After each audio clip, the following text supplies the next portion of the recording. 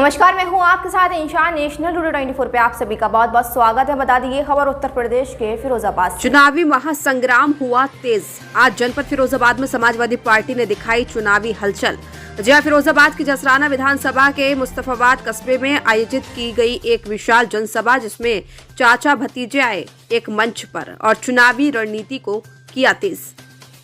2024 में होने वाले लोकसभा चुनाव में अब बचे हैं कुछ ही दिन। एक और भारतीय जनता पार्टी ने जिले में जगह जगह मोदी की विकसित यात्रा के माध्यम से प्रचार प्रसार शुरू कर दिया है, तो वहीं समाजवादी पार्टी ने कार्यकर्ता सम्मेलन कर दिखाया दम।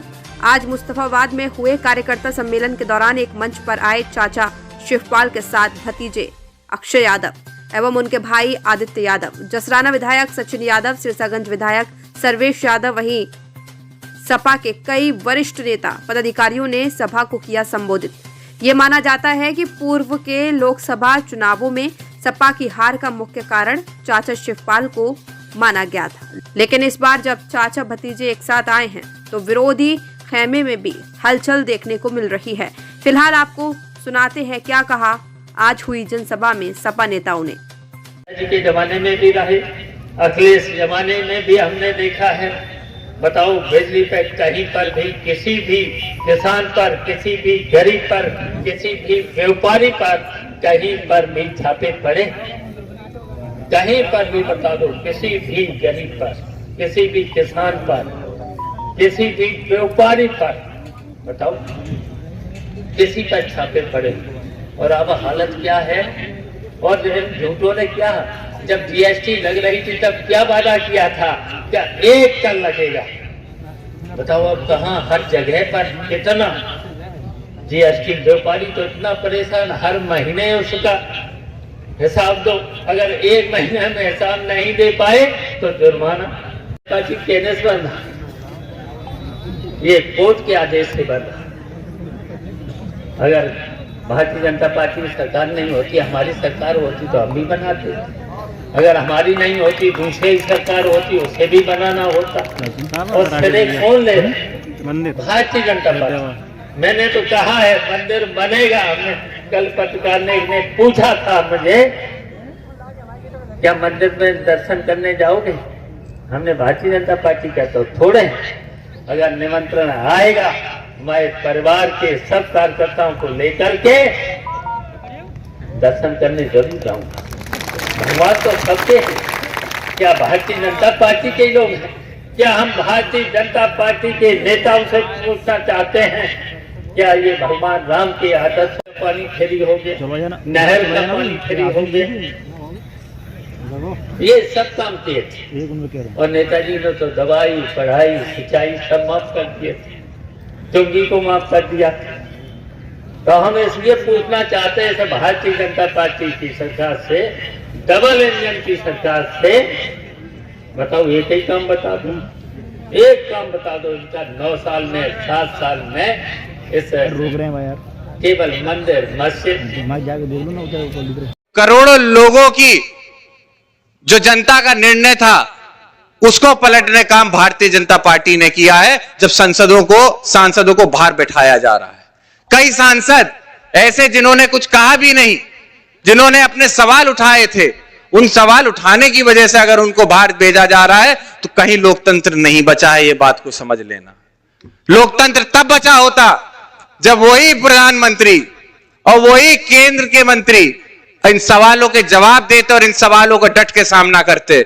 याद रखिएगा, हम आप उस पार्टी से आते हैं, उस क्षेत्र से आते हैं जिसका नेतृत्व माननीय श्रद्धेय नेताजी ने किया था, जो सवाल तो क्या, मुसीबतों को भी डट के सामना करने का काम करते थे। ऐसे क्षेत्र से ऐसे नेता का परिचय हम लोग देते हैं। इसीलिए आपसे अनुरोध करूंगा कि मैंने कहा कि जो समय है आज का, ये बहुत महत्वपूर्ण है। आने वाला भविष्य क्या होगा वो हमारे नौजवानों को तय करना है, आपको तय करना है। और कहीं ऐसी गलती हमसे आपसे ना हो जाए कि आज हम लोग अपना पास का फायदे के चक्कर में दूर का नुकसान कर बैठे।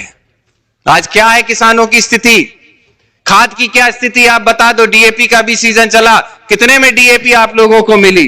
कितने सेंटरों पे डीएपी पहुंची भी नहीं।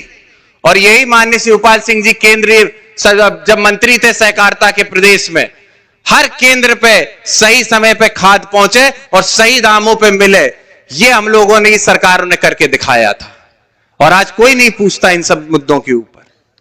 भारतीय जनता पार्टी वो पार्टी है जो विकास के मुद्दे या किसान के मुद्दों पे सरकार पे आती ही नहीं, वो तो धर्म और मंदिर मस्जिद के मुद्दों पे आती है। तो इसीलिए जब वो सरकार में रहती है तो वो कभी आपकी हमारी बात नहीं करेगी, वो सिर्फ भाई को भाई से लड़ाने की बात करेगी, धर्म जाति मंदिर मस्जिद की बातें करेगी। जो मंदिर की आज ये लोग बात करते हैं अयोध्या में, वो हमारा भी उतना ही है जितना उनका है, वो आपका भी उतना ही है जितना उनका है। लेकिन कभी हमने ठोक के, ताली ठोक के, ये ढोलक ठोक के ये नहीं कहा कि हम मंदिर के लिए ये किया है, हमने मस्जिद के लिए ये किया है। इतिहास उठा के देख लीजिएगा, जब जब बहुत बड़ी बड़ी घटनाएं इस प्रदेश के अंदर, देश के अंदर हुई हैं, नेताजी ने बहुत महत्वपूर्ण फैसले लिए हैं। हमेशा ऐसा नहीं सोचा कि एक पक्ष की हम मदद कर दें, एक पक्ष को छोड़ दें। राजनीति में यहां बैठे कई हमसे पुराने नेता हैं, लेकिन जो मैंने अपने नेताओं से सीखा है कि एक नेता को कभी किसी का पक्ष नहीं लेना चाहिए, प्रयास करना चाहिए कि बीच का रास्ता निकल सके, ताकि दोनों पक्ष एक साथ सामंजस्य रह सकें। तो इसीलिए आप लोगों से मैं यही अनुरोध करूंगा कि 2024 का चुनाव करो या मरो की स्थिति में हमें आपको लड़ना है, और हमें उनसे लड़ना है जिनके पास आज प्रशासन की ताकत भी है, पैसे की ताकत भी है, और साथ में जो बची कुची मीडिया थी उसकी ताकत भी उन्हीं के पास है। तो हमें आपको बहुत चौकन्ना रहना होगा। याद रखिएगा, जो अखबार हम आप पढ़ते हैं, जो न्यूज चैनल हम आप देखते हैं, आज के समय पे जो फेसबुक पे भी हम आप न्यूज़ें पढ़ते हैं, वो सब प्रायोजित खबरें होती हैं। सही खबरें पाने के लिए हमें आपको आज मेहनत करनी पड़ती है। भ्रमित करने का काम इस प्रदेश नहीं, इस देश के अंदर किया जा रहा है। याद करिए वो समय जब प्रदेश के अंदर समाजवादियों की सरकार थी, सिर्फ उत्तर प्रदेश के अंदर समाजवादियों की सरकार थी, और पूरे फिरोजाबाद का कायाकल्प करने का काम माननीय अक्षय यादव जी ने करके दिखाया था। कितनी सड़कें जिससे आज हम लोग आए हैं, ये कब बनी थी, आप हमें जवाब दे दीजिए। जो आपकी सड़क यहां से सुकाबाद तक जाती है, जो पीछे से होके फिरोजाबाद तक जाती है, ये सारी सड़कें कब बनी थी? ये सारी सड़कें समाजवादी पार्टी की सरकार में बनी थी। और आज तो इनकी डबल इंजन की सरकार कहते हैं। केंद्र में भी इनकी सरकार है और प्रदेश में भी इनकी सरकार है। और बताओ कितनी सड़कें आपके इस फिरोजाबाद के अंदर बना के इन्होंने दे दी। बता दीजिए कितने पुल आपके यहां पे बना दिए हो। और जब जब समाजवादियों की सरकार रही हो, माननीय शिवपाल सिंह जी सिंचाई विभाग के मंत्री थे, एक बार नहीं, दो बार नहीं, जब जब सीजन होता था 3-3, 4-4 बार बम्बे की झड़ाई करते थे, ताकि आखिरी खेत तक किसान के पानी पहुंच सके, पानी की दिक्कत किसान को ना आने पाए। समाजवादी पार्टी किसानों की पार्टी है, नौजवानों की पार्टी है, मजलूमों की पार्टी है। कहने को तो हर पार्टियां भी ये बात कहेंगी, लेकिन इतिहास में कोई ऐसी पार्टी नहीं होगी जिसने समाजवादी पार्टी की तरह एकजुटता से काम करके अपने लोगों के लिए दिखाया हो। हमने विकास के लिए वोट मांगा है। माननीय अखिलेश यादव जी के नेतृत्व में जब सरकार बनी थी, उस समय पे कितने विकास कार्य प्रदेश भर के अंदर हुए थे। इस उत्तर प्रदेश की पहचान विकास के प्रदेश के पहचान से होने लगी थी। आज फिर हम आप एक उस गड्ढे में आ गए हैं। आज फिर हम आप अपनी समस्याओं से जूझ रहे हैं।